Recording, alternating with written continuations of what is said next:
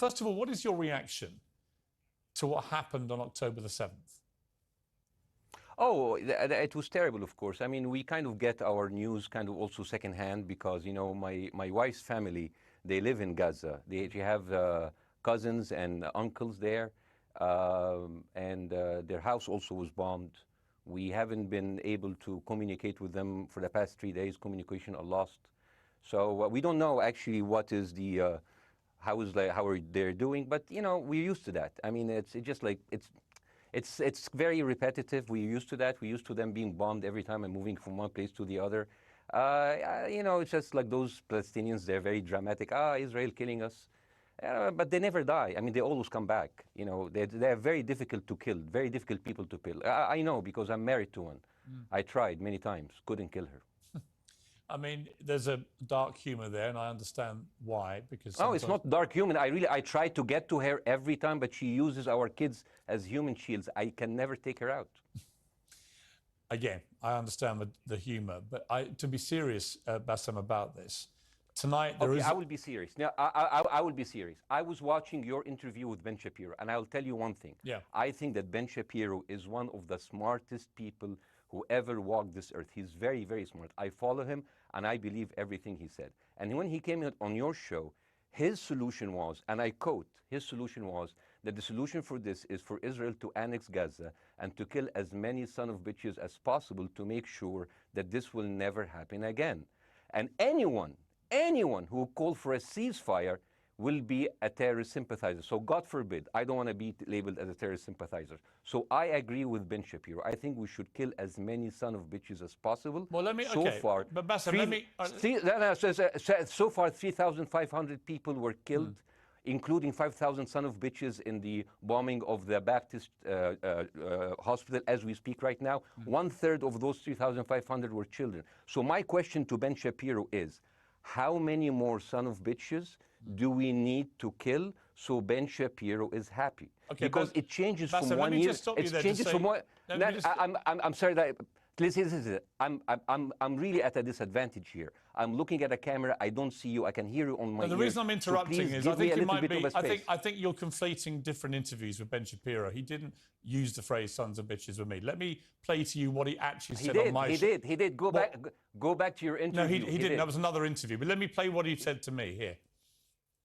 Well, frankly, I don't believe in proportionate response to terrorism. I believe that the way that you stop terrorism is with wildly disproportionate response. That doesn't mean in terms of targeting civilians. It means in terms of killing as many terrorists as humanly possible and allowing them to dictate the terms of engagement by hiding behind civilians in areas that they are supposedly responsible for means that the only option for Israel is to surrender to Hamas's hatred of its own citizens, its willingness to use its own children as human shields. No country worth its salt could ever do that.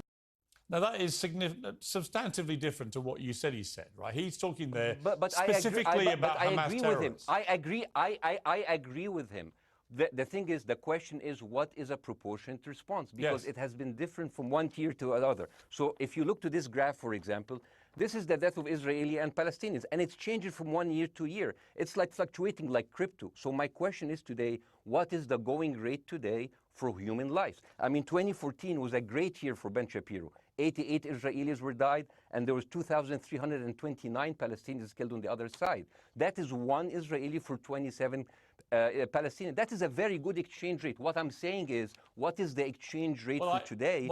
You guys will be happy. That's my question. Well, it's not me, guys. I'm not on either side. No, not you. Like when I say you guys, I say like the people on the other side of that. I know that you don't think like that, Pierce. You're one of the good guys. But let me tell you something. I mean, the reason that I'm using this is that, I mean, I can't remember what happened in 2014, and there was no music festival, but there must be something. I mean, they must do something. It is their fault. It has to be something. I mean, 2018, 300 Palestinians died. Who's counting, you know? So the thing is, what my question is, let's find what is the exchange rate for human life today so we expect the future death of Palestinians and will be happy to it. My response to that would be this, Bassem. I've thought carefully about this because I think it's very tricky for people like me to immerse ourselves into a conflict where we're not directly involved. And I thought carefully about what I feel about this. I feel that the scale of what Hamas did on October the 7th supersedes anything else I've seen in this conflict, really ever. The savagery, the butchery, the slaughter of 1,300 people, the shooting of babies, the 100%. kidnapping of grandmothers, and so on. So if we can agree on that, which I think is inarguable, then the question then becomes, again, about proportion. I don't disagree that there's been a lot of bad stuff on both sides going back historically for decades. But if we agree that this was on a different level altogether, quite deliberately by Hamas, designed to provoke, no, here's my question.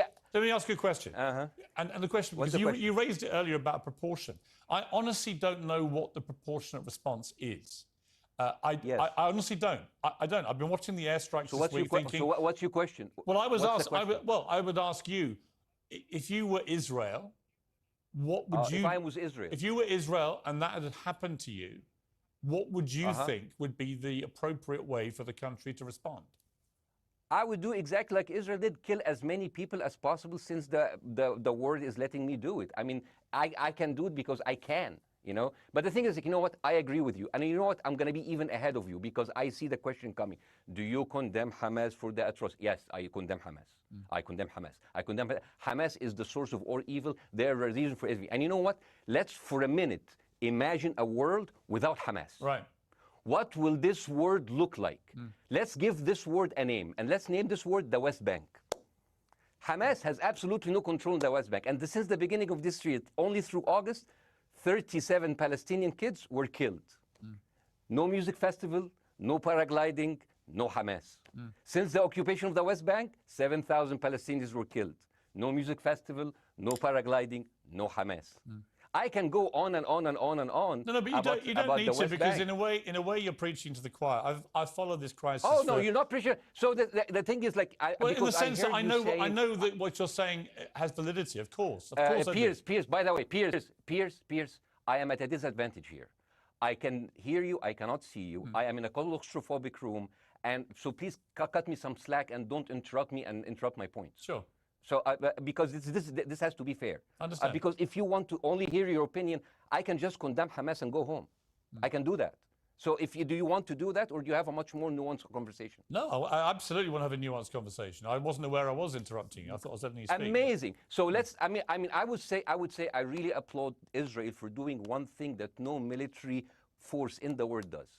Because I heard Ben Shapiro and I heard Ron DeSantis, and they said Israel is the only military force in the world that warns civilians before bombing them. I mean, how fucking cute.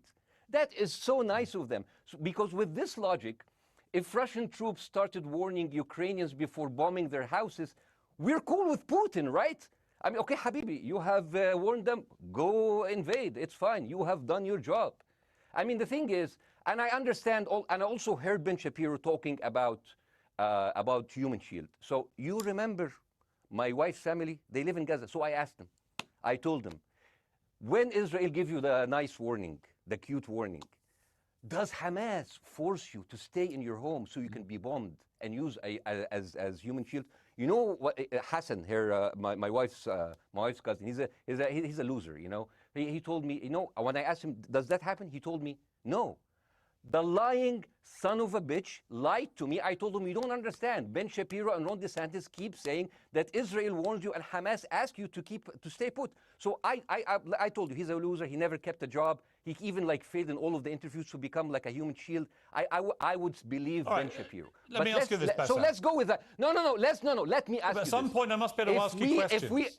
It's not a monologue for you, Bassem. If we agree that for the 14,000 casualties, I mean, who's counting, are Human Shield, does that mean that every single one of those civilians was standing, obscuring a military target behind them? Because that's a lot of weapons. I mean, Hamas is packing. No, of course it doesn't. And look, it doesn't. So there's some collateral damage. Lots of collateral damage. Yes. It's fine, yeah. You kill some to save some and then kill some more. Yeah, I agree. Yeah. Well, let me ask you this.